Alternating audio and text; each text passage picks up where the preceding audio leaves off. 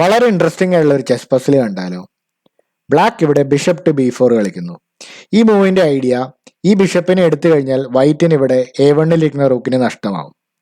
എന്നാൽ super aggressive ആയിട്ടുള്ള white player ഇവിടെ എന്ത് മൂവാണ് കളിക്കുന്നതെന്ന് നിങ്ങൾക്ക് പ്രഡിക്റ്റ് ചെയ്യാൻ പറ്റുമോ? ഇവിടെ നോർമലായിട്ട് തോന്നാവുന്ന മൂവ്സ് വൈറ്റ് കാസിൽ ചെയ്യുകയോ അതുപോലെ തന്നെ ബിഷപ്പ് ടു D2 പോലത്തെ മൂവ്സ് ആണ്. എന്നാൽ വൈറ്റ് ഇവിടെ ഒരു സൂപ്പർ അഗ്രസീവ് മൂവ് കളിക്കുകയാണ്. നിങ്ങൾക്ക് വേണമെങ്കിൽ വീഡിയോ ഒന്ന് പോസ് ചെയ്തിട്ട് വൈറ്റ് കളിച്ച ആ സൂപ്പർ അഗ്രസീവ് മൂവിനെ പറ്റി ആലോചിക്കാവുന്നതാണ്. ഓക്കെ, നമുക്കിനി സൊല്യൂഷനിലോട്ട് പോവാം. വൈറ്റ് ഇവിടെ കളിക്കുന്നത് A takes B4 ആണ്. അതെ, ആദ്യം ഒരു റൂക്ക് ഇവിടെ സാക്രിഫൈസ് ചെയ്യുകയാണ്. Queen takes rook. ഒരു റൂക്കിന് പിന്നാലെ രണ്ടാമതൊരു റൂക്കും കിങ് D2. ഈ സാക്കിന്റെ പ്രസക്തി നമുക്ക് നോക്കാം.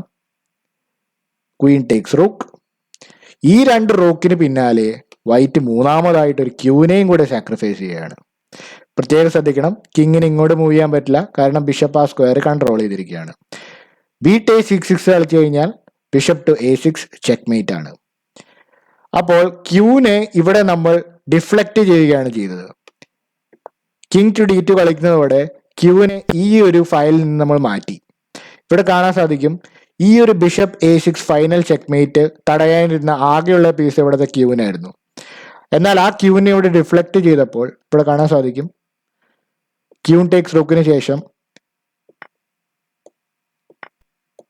ഇവിടെ നേരെ ചെക്ക്മേറ്റ് സംഭവിക്കുകയാണ്. ഒരു പക്ഷേ ക്യൂൻ ഈ ഡയഗണലിൽ നിലനിന്നിരുന്നെങ്കിൽ ഈ ഒരു ബിഷപ്പ് വെച്ചുള്ള ചെക്ക്മേറ്റ് ഇവിടെ നേടാൻ സാധിക്കില്ല. അതുകൊണ്ടാണ് രണ്ട് റൂക്കുകളും ഇവിടെ സാക്രിഫൈസ് ചെയ്തിട്ട് മൂന്നാമതായിട്ടുള്ള വൈറ്റിന്റെ മാസ്റ്റർ മൈൻഡ് പ്ലാൻ ആയിട്ടുള്ള ആ ഒരു ക്യൂൻ സാക്രിഫൈസും ഈ ഒരു മനോഹര പസിലിന്റെ സൊല്യൂഷൻ ആവുന്നത്. ബിഷപ്പ് ടു A6 ചെക്ക്മേറ്റ് ആവുന്നു. നിങ്ങൾക്ക് ഈ പസിൽ ഇഷ്ടപ്പെട്ടു എന്ന് വിശ്വസിക്കുന്നു.